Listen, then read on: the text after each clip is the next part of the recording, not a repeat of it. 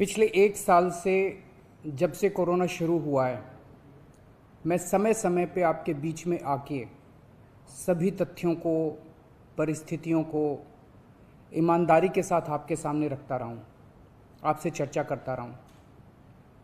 एक चीज़ हम लोगों ने हमेशा गांठ बांध के रखी, आपको कभी गलत तथ्य नहीं दिए, आपसे कभी झूठ नहीं बोला, जो था आपके सामने रख दिया।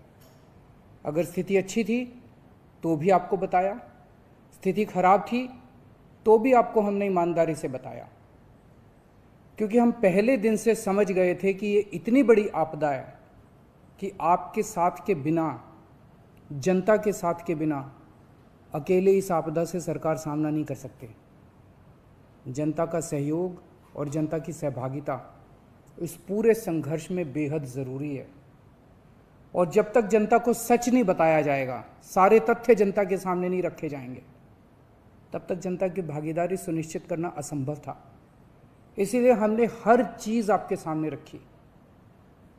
हमने टेस्ट नहीं कम होने दिए। आज दिल्ली के अंदर सबसे ज़्यादा टेस्ट हो रहे हैं। मैं तो ये कहूँगा कि अगर प्रति 10 लाख की पॉपुलेशन पे देखा जाए तो शायद पूरी दुनिया में सबसे ज़्यादा टेस्ट दिल्ली में हो रहे हैं। मैंने देखा कि कई जगहों पे उन्होंने टेस्ट कम कर दिए। टेस्ट कम कर दिए तो केस कम आने लग गए। इस तरह से तथ्यों के साथ कई जगह हेरफेर करने की कोशिश की गई। हमने ऐसा नहीं किया। हमने टेस्ट कम नहीं किए, उल्टे कम करने की वजह हमने दिल्ली में टेस्ट कई गुने बढ़ा दिए। आज लगभग 1 लाख टेस्ट दिल्ली में डेली हो रहे हैं। हमने मौत के आंकड़े आपसे नहीं छुपाए। जितनी मौतें होती थी हमने सब आपके सामने रखी, ईमानदारी से रखी।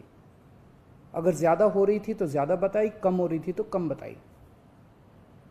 कितने बेड्स हैं, कितने आईसीयू बेड्स हैं, क्या परिस्थितियां हैं, हर चीज़ आपके सामने ईमानदारी के साथ रखी।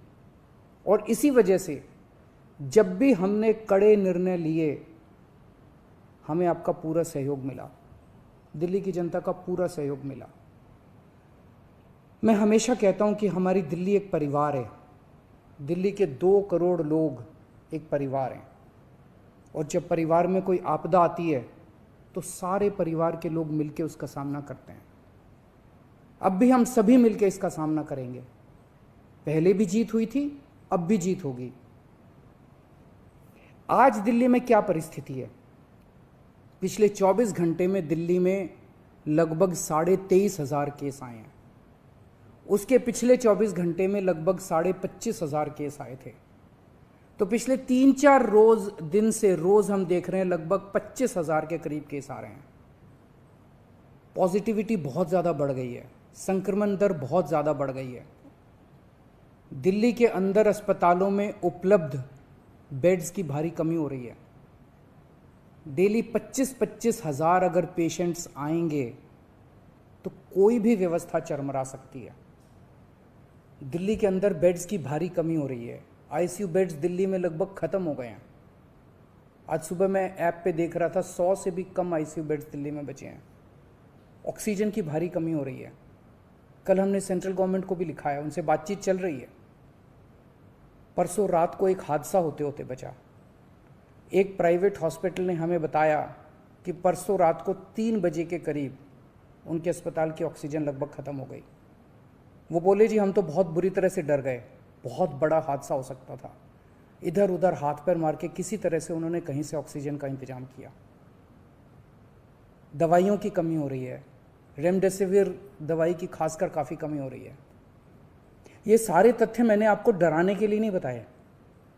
ये सारी परिस्थिति है और इन परिस्थितियों में हमें अब अगला कदम क्या उठाना है, इस पे चर्चा करने के लिए मैंने आपको ये परिस्थिति बताई है। तो दिल्ली के अंदर कोरोना की परिस्थिति काफ़ी गंभीर है।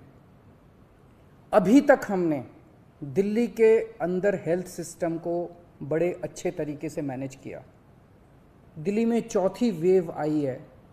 पहली वेव पिछले साल जून में आई थी जिसमें 4,500 के करीब केस आए थे।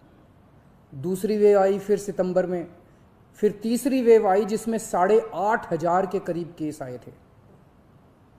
दुनिया के कई शहर ऐसे हैं, बड़े बड़े देशों के, विकसित देशों के शहर, जहाँ 6,000 केस आए तो उनका पूरा हेल्थ सिस्टम चरमरा गया, कोलैप्स कर गया। दिल्ली में 8,500 केस आए पिछली बार तीसरी वेव में, तब भी हमारा सिस्टम कोलैप्स नहीं किया, उल्टे हमने और ज़्यादा अपनी तैयारियां शुरू कर दी। आज 25,000 केस आए हैं। अब दिल्ली का हेल्थ सिस्टम अपनी सीमा तक पहुंच गया है। हमारा हेल्थ सिस्टम अब बहुत ज़्यादा तनाव में है। मैं ये नहीं कहूँगा कि हमारा हेल्थ सिस्टम अभी कोलैप्स किया है, लेकिन आज हमारा हेल्थ सिस्टम बहुत ज़्यादा तनाव में है। किसी भी हेल्थ सिस्टम की अपनी सीमाएं होती हैं। अनगिनत पेशेंट्स तो कोई भी सिस्टम नहीं ले सकता ना। किसी भी सिस्टम की अपनी सीमाएं हैं। पिछले 5 साल में आपकी सरकार ने दिल्ली में बहुत बड़े स्तर पे स्वास्थ्य के क्षेत्र में काम किया है। खूब नए हॉस्पिटल खोले हैं, मोहल्ला क्लिनिक, पॉली क्लिनिक बनाए हैं। बहुत बड़े स्तर के ऊपर स्वास्थ्य के क्षेत्र में काम हुआ है। यही कारण है कि आज 25,000 केस के ऊपर भी दिल्ली का सिस्टम चल रहा है। लेकिन अब इसके बाद अगर तुरंत कुछ कठोर कदम नहीं उठाए गए तो ये सिस्टम कोलैप्स कर सकता है।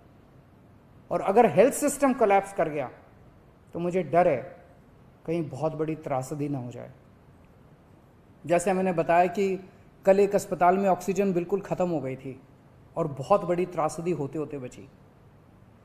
मैंने वीडियोस देखे हैं, तस्वीरें देखी हैं, आपने भी देखी होंगी सोशल मीडिया पे। दुनिया के कई शहर ऐसे हैं जहां कॉरिडोर में पेशेंट्स पड़े हुए हैं, सड़कों के ऊपर लोग दम तोड़ रहे हैं। अभी तक हमने दिल्ली को उस किस्म की त्रासदी से बचाया है, वैसा नहीं होने दिया। आज सुबह 11 बजे मेरी और एलजी साहब की मीटिंग हुई और इन सारे पहलुओं के ऊपर, सारी परिस्थिति के ऊपर काफ़ी विस्तार से बातचीत हुई। और उस बातचीत के बाद हमें ये लगा कि दिल्ली का हेल्थ सिस्टम बड़ी मात्रा में और अधिक पेशेंट्स अब लेने में असमर्थ है। अगर हमने अभी लॉकडाउन नहीं लगाया तो कहीं ऐसा ना हो कि बड़ी त्रासदी हो जाए। हम किसी भी हालत में दिल्ली को उस परिस्थिति में नहीं ले जाना चाहते जहां कॉरिडोर के अंदर पेशेंट्स पड़े हैं, सड़कों पे लोग दम तोड़ रहे हैं। आज सभी परिस्थितियों का जायजा लेने के बाद आपकी सरकार को ये लगता है कि दिल्ली में कुछ दिन के लिए लॉकडाउन लगाना ज़रूरी है, तो आज रात को 10 बजे से अगले सोमवार को सुबह 5 बजे तक 6 दिन के लिए दिल्ली में लॉकडाउन लगाया जा रहा है। इस दौरान जाहिर है कि जो एसेंशियल सर्विसेज हैं वो जारी रहेंगी, खाने पीने की, मेडिकल व्यवस्थाओं की वो जारी रहेंगी। ये शादियों का सीज़न है, लोगों के बड़े मुश्किल से रिश्ते बनते हैं, हम उनके रिश्ते तोड़ना नहीं चाहते, तो लोगों की शादियां संपन्न हों, लेकिन केवल 50 लोगों के गैदरिंग के साथ संपन्न हो। उसके लिए अलग से पास दिए जाएंगे। इसके बारे में अभी थोड़ी देर में डिटेल्ड ऑर्डर जारी हो जाएगा कि कौन कौन सी चीज़ें जारी रहेंगी और कौन सी चीज़ों पर पाबंदी रहेगी। मैंने और एलजी साहब के हम दोनों ने निर्णय तब लिया है जब हमारे पास कोई उपाय नहीं बचा था। हमारे लिए निर्णय लेना आसान नहीं था, क्योंकि मैं समझ सकता हूं कि लॉकडाउन के दौरान किस तरह से लोगों के रोज़गार ख़त्म हो जाते हैं, लोगों की कमाई ख़त्म हो जाती है, और ख़ासकर सबसे गरीब तबके के लिए तो ये बेहद मुश्किल होता है। जो दिहाड़ी करके रोज़ कमाते हैं उनके लिए तो बेहद मुश्किल हो जाता है। पिछली बार जब देश में लॉकडाउन लगा था, हमने देखा कि किस तरह बड़ी संख्या में प्रवासी मजदूर अपने गांव जाने लगे थे। उनसे मैं ख़ास तौर से हाथ जोड़ के अपील करना चाहता हूँ, ये छोटा सा लॉकडाउन है, 6 दिन का, दिल्ली छोड़ के मत जाइएगा। आपके आने जाने में इतना समय खराब हो जाएगा, इतना पैसा खराब हो जाएगा, इतनी ऊर्जा खराब होती है। दिल्ली में रहिए। मुझे उम्मीद है कि ये छोटा लॉकडाउन है और छोटा ही रहेगा। मुझे पूरी उम्मीद है कि शायद बढ़ाने की ज़रूरत ना पड़े। आप दिल्ली में रहिए। यकीन मानिए, हम पूरी ईमानदारी के साथ सब मिल के लड़ेंगे तो जल्दी इस मुसीबत से छुटकारा पाएंगे। मैं आपको यकीन दिलाता हूँ, सरकार आपका पूरा ख्याल रखेगी। मैं हूँ ना, मुझ पे भरोसा रखिए। मेरी दिल्ली के सभी नागरिकों से अपील है कि ये निर्णय हमने बहुत मुश्किल से लिया है। आप सब लोग जानते हैं कि मैं लॉकडाउन के सख्त खिलाफ रहा हूँ। हमेशा से मैंने लॉकडाउन का विरोध किया है। मेरा ये मानना है कि लॉकडाउन से कोरोना ख़त्म नहीं होता, लॉकडाउन से कोरोना की स्पीड कम हो जाती है। मेरा हमेशा ये मानना है कि अगर किसी भी शहर या राज्य की स्वास्थ्य व्यवस्था अपनी सीमा तक पहुंच जाए तो लॉकडाउन लगाना जरूरी हो जाता है, ताकि पेशेंट्स का नंबर कम हो जाए, ताकि हेल्थ सिस्टम को और दुरुस्त किया जा सके। ये जो 6 दिन का लॉकडाउन हम लगा रहे हैं, ये जो 6 दिन हम ले रहे हैं आपसे, इन 6 दिनों के अंदर हम बहुत बड़े स्तर के ऊपर और दिल्ली में बेड्स की व्यवस्था करेंगे। केंद्र से हम मदद मांग रहे हैं, उनसे लगातार संपर्क में हैं। केंद्र सरकार हमारी मदद भी कर रही है, उसके लिए हम केंद्र सरकार के शुक्रगुजार हैं। उनसे ऑक्सीजन की व्यवस्था करेंगे, दवाइयों की व्यवस्था करेंगे। इस लॉकडाउन के समय को हम इन सब चीज़ों के लिए इस्तेमाल करेंगे।